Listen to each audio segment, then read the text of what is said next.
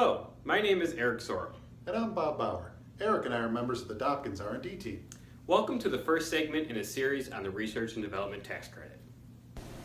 Bob, many of our listeners may believe that the R&D credit only applies to high technology and complex manufacturing companies.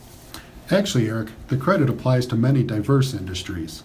The following information was recently released on the IRS on their website and shows what type of industries are claiming the credit.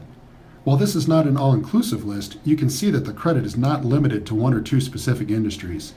It is worth noting that this list only applies to C corporations.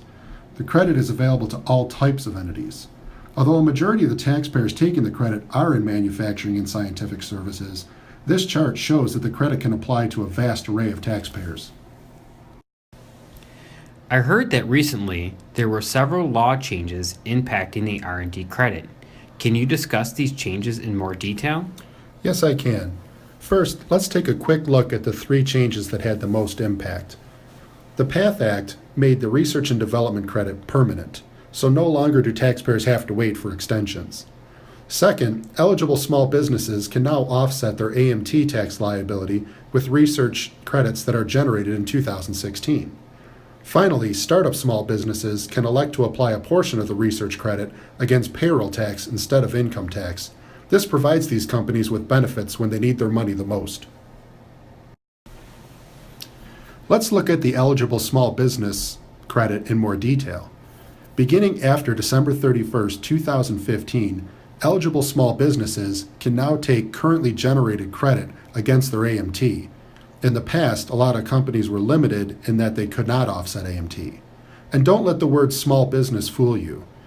An eligible small business is defined as a business that has average annual gross receipts of $50 million or less for the 3 preceding years. This addition is a huge opportunity for individuals who are operating pass-through entities and were previously precluded from taking the credit due to AMT. In addition to the AMT benefit, the PATH Act also provides a potential benefit for startup small businesses. If you are a startup business, which is defined as a business that has had gross receipts for 5 years or less, and as a small business, meaning that you have less than $5 million of current gross receipts, you are now eligible to take up to $250,000 of your R&D credit and apply it against your payroll tax liability.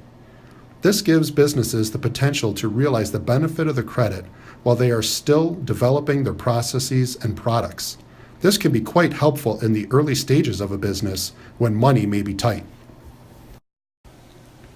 As Bob stated, we believe these changes will allow more companies and industries the opportunity to claim the tax credit. Knowing this, let's take a deeper dive into more specific industries: energy, food and beverage, medical devices, software development, engineering and architect, to name a few. Even if your industry is not listed on this slide or the IRS slide, please give us a call or watch one of our other videos to gain more knowledge on this subject. You may be surprised that what you call, quote, day-to-day activity might actually be research and development. Thanks for joining us today. Our contact information will be found on the next slide. And remember, the R&D credit is your money. Waiting for you to claim it.